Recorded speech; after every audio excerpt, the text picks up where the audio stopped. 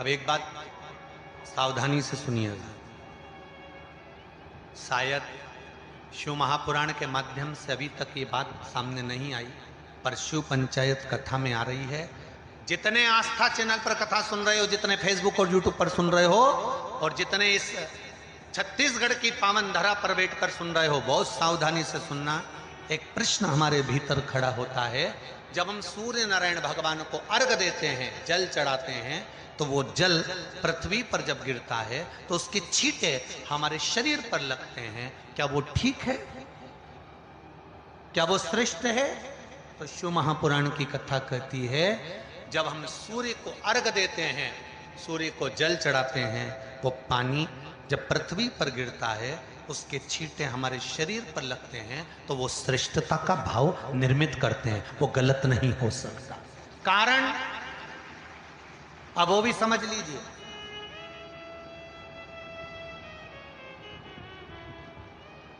अब सूर्य नारायण भगवान को आप जल चढ़ा रहे हो तो छींटे नहीं लगे, उसके लिए क्या स्टूल पे चढ़ के चढ़ाओगे कि कुर्सी पे चढ़ के चढ़ाओगे? अरे बोलो तो सही। अब कई लोगों के दिमाग में यह बात भरा गई कि हम भगवान को जल चढ़ाते हैं, वो हमारे शरीर में छींटे लगते हैं, जमीन पे से पानी गिरता है, वो हमारे शरीर को छींटे लगते हैं, भगवान को अच्छा नहीं लगता होगा। कौन ने कहा? पहले तो उसको पकड़ के लाओ।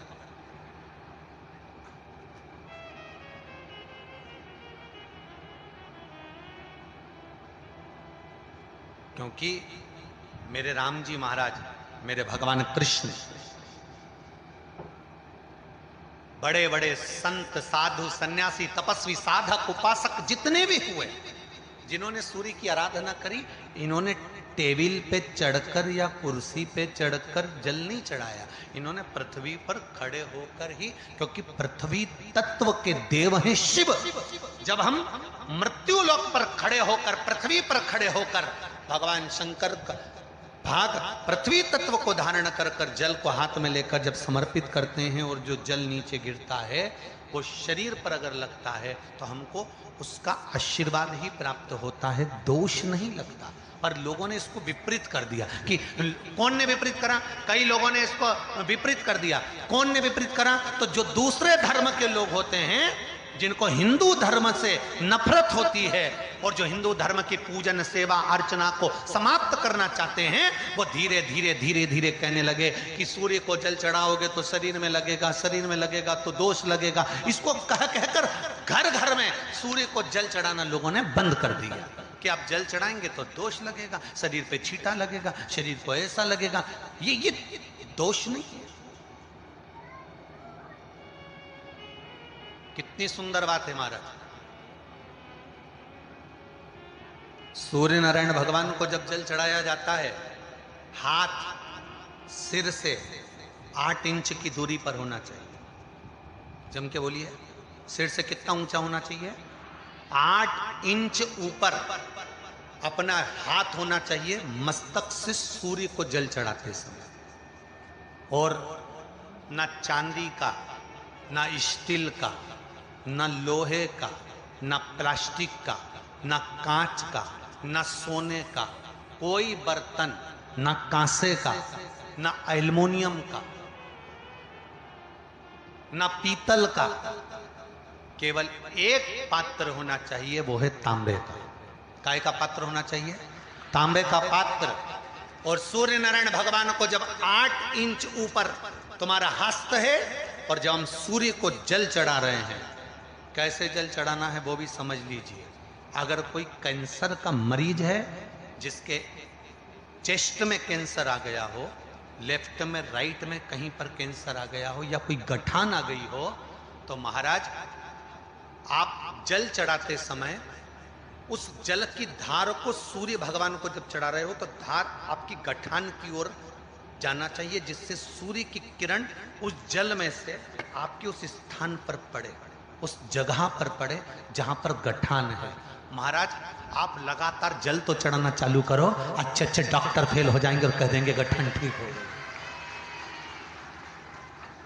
आपका लीवर और किडनी गड़बड़ कर रहा है, आप प्रतिदिन, आपका स्वास्थ्य गड़बड़ रहता है, आप प्रतिदिन ये ज्योतिष शास्त्र के अंतर्गत, रत्न शास्त्र के अंतर्गत ये रत्न शास्त्र, ज्योतिष शास्त्र, रंग शास्त्र जो हमारे यहाँ है, रंगों के हिसाब से ये जितने रत्न होते हैं, माणिक हुआ, मोती हुआ, नीलम हुआ, मूंगा हुआ, पुखराज हुआ, ये क्यों कहते हैं ये पीला है, ये सफेद है, ये नीला है, ये लाल है, इसको शरीर में क्यों पहनाते हैं? उसका कारण होता है कि जब शरीर में पहनते हैं सूर्य की किरण उसमें पड़ती है, हमारे शरीर पर वो कलर का इफेक्ट पड़ता है, उस कलर को शरीर पर लगता है, और शरीर पर लगता है तो हमारा शरीर धीरे धीरे, हमारी जो इंद्रियां हैं वो सही होने लगती हैं, काम सही होने लगता है। तो आप कहते हो ना साहब, मैं कौन सा नक पहनूं, मैं कौन सा मोती पहनूं, मैं कौन सा पुखराज पहनूं, मैं कौन सा नीलम पहनूं, वो ज्योतिष शास्त्र के अंतर्गत, रत्न शास्त्र के अंतर्गत जितने रत्न हम पहनते हैं ये केवल उस किरण के लिए ही तो पहनते हैं कि जो सूर्य की किरण मिले, उस किरण का प्रभाव हमारे शरीर पर पड़े।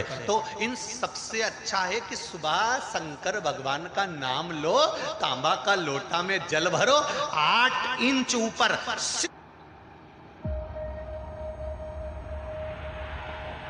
It all started from here.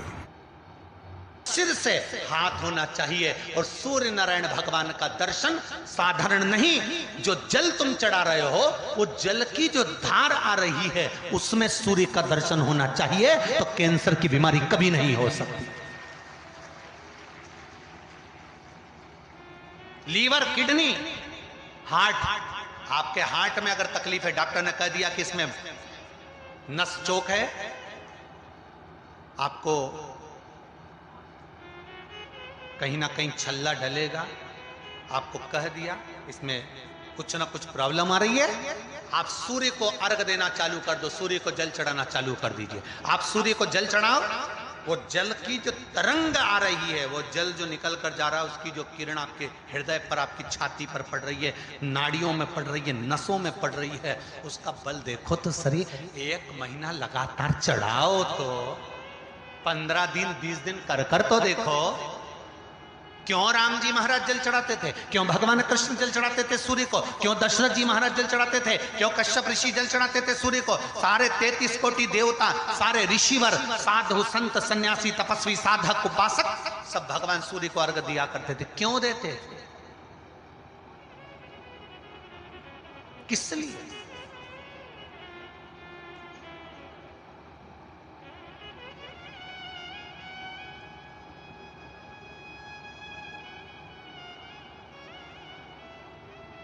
Surya Narayan भगवान को जल चढ़ाते समय आपके पंजों की एड़ी ऊंची नहीं होना चाहिए, ध्यान दीजिएगा।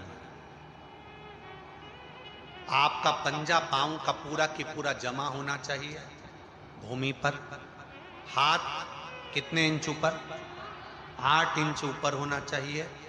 जल जो गिरे, सूर्य की किरण, सूर्य का दर्शन उस जल की रोशनी में करना चाहिए। क्या होगा उससे?